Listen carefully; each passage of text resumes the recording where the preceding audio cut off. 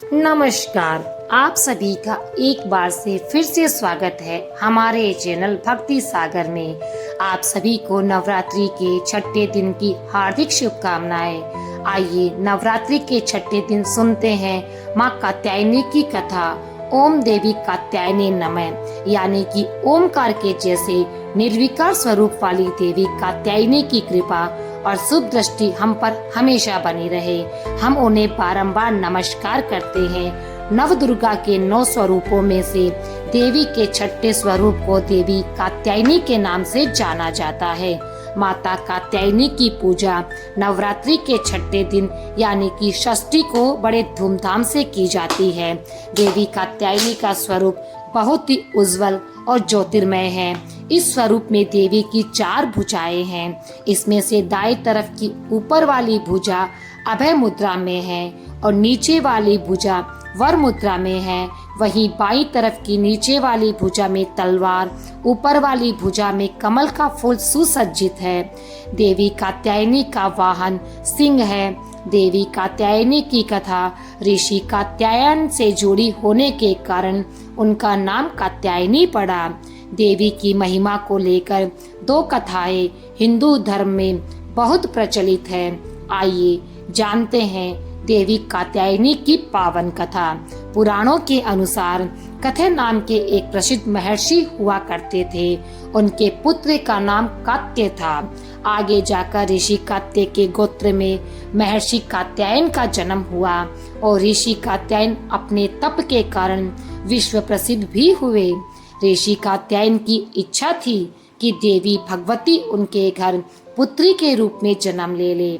इसलिए उन्होंने कई वर्षों तक देवी भगवती की कठोर तपस्या की और कहा जाता है कि ऋषि कात्यायन की ऐसी एक निष्ठा तपस्या से प्रसन्न होकर देवी भगवती ने उनकी इच्छा का मान रखा और उनके घर में स्वयं जन्म लिया। ऋषि कात्यायन की पुत्री होने के कारण ही देवी भगवती का नाम कात्यायनी पड़ा।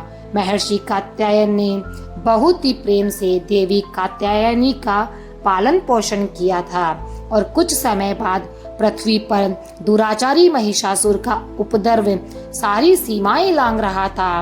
महिषासुर को ये वरदान मिला हुआ था कि कोई भी पुरुष उसे कभी पराजित नहीं कर पाएगा। इसलिए उसे किसी का भी भय नहीं था और देखते ही देखते उसने संपूर्ण देवलोक पर अपना कब्जा कर लिया था। तब भगवान विष्णु, प्रजापति ब्रह्मा और देवादिदेव महादेव ने उसका विनाश करने के लिए अपने पन को तेज को मिलाकर एक देवी को उत्पन्न किया। कहा जाता है कि ऋषि कात्यायन ने इन देवी की सर्वप्रथम विधिवत पूजा की थी, इसीलिए देवी को कात्यायनी नाम से जाना गया। वही एक अन्य कथा के अनुसार देवी की उत्पत्ति महर्षि कात्यायन के यहाँ अश्विन महीने की कृष्ण चतुर्दशी को हुई थी। इसके बाद महर्षि कात्यायन ने शुक्ल सप्तमी, अष्टमी और नवमी तक देवी को अपने आश्रम में विधिवत पूजा अर्चना की और दशमी को देवी के इस स्वरूप ने महिषासुर का वध किया। यही कारण है कि देवी के इस स्वरूप को देवी कात्यायनी के नाम से जाना गया। महिषासुर का अंत करने के कारण देवी को महिषासुर मर्दानी के नाम से भी जाना गया। देवी दुर्गा का यह स्वरूप अमोघ फलदायिनी है। ब्रज की गोपियों ने करुणा अवतार श्री कृष्ण को अपने पति के रूप में पाने के लिए कालिंदी यमुना के किनारे देवी कात्यायनी की ही आराधना की थी। इसी कारण आज भी देवी कात्यायनी पूरे ब्रह्मांड की अधिशास्त्री देवी के रूप में नवरात्रि के छठे दिन देवी दुर्गा के इन्हीं स्वरूप की पूजा का बहुत अधिक महत्व है। ऐसी मान्यता है कि देवी कात्यायनी की पूजा में लाल और सफेद रंग के कपड़े पहनना बहुत ही शुभ माना गया है। मान्यता है कि माँ कात्यायनी के चरणों में अपना सब कुछ समर्पित करते हुए उनकी आराधना करने वाले भक्तों को उनके दर्शन प्राप्त हो ही जाते हैं। देवी के इस स्वरूप की पूजा से भक्तों को एक अद्भुत शक्ति संचार मिलता है। देवी कात्यायनी का ध्यान गोधूली बेला में ही किया जाना चाहिए। ऐसी मान्यता है कि देवी कात्यायनी को शहद बहुत प्रिय है, इसलिए नवरात्रि के छठे दिन देवी कात्यायनी की पूजा में शहद या शहद से बनी कोई भी वस्तु हो उसका भोग अवश्य लगाना चाहिए। देवी कात्यायनी की विधिवत पूजा के बाद महादेव की पूजा करने की भी मान्यता है। माँ कात्यायनी की पूजा के लिए प्रातः काल स्नान आदि से निर्वृत्त होकर माँ को गंगा जल से आचमन कराएं। अब देवी कात्यायनी का ध्यान करते हुए उनके सामने धूप और दीप प्रज्वलित करें।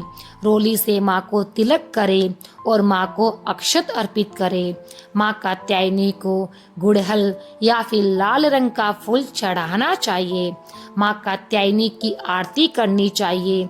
उनकी व्रत कथा पढ़नी या फिर सुननी चाहिए और पूजा के अंत में माता से अपनी गलतियों के लिए क्षमा याचना अवश्य करनी चाहिए।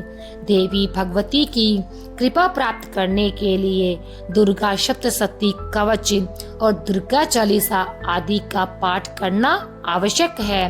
पूजा करते समय माँ कात्यायनी के मंत्र का जाप भी करना चाहिए। कात्यायनी का मंत्र है ओम देवी कात्यायने नमः, ओम देवी कात्यायने नमः। देवी दुर्गा के कात्यायनी अवतार की कथा हमें ये सीख देती है कि अगर भक्ति और हमारा संकल्प सच्चा हो तो परम प्रकृति की कृपा सदैव हम पर बनी रहती है। जिस प्रकार महर्षि कात्यायन ने कठिन तपस्या से प्रसन्न होकर देवी दुर्गा ने उनकी इच्छा और तपस्या का मान रखा, उसी प्रकार मनुष्य को भी अपनी भक्ति, निष्ठा और संकल्प के पथ पर चलना चाहिए। तो ये थी भक्तों देवी माँ कात्यायनी की पावन कथा। आपको ये कथा कैसी लगी हमारे कमेंट सेक्शन में जाकर जरूर बताएं और कमेंट सेक्शन में जाकर जय माता दी लिखना बिल्कुल भी ना भूलें। जय माँ कात्यायनी, जय माता दी अवश्य लिखें। साथ ही हमारे चैनल को भी सब्सक्राइब करना ना भूलें। धन्यवाद मित्रों सुनने के लिए।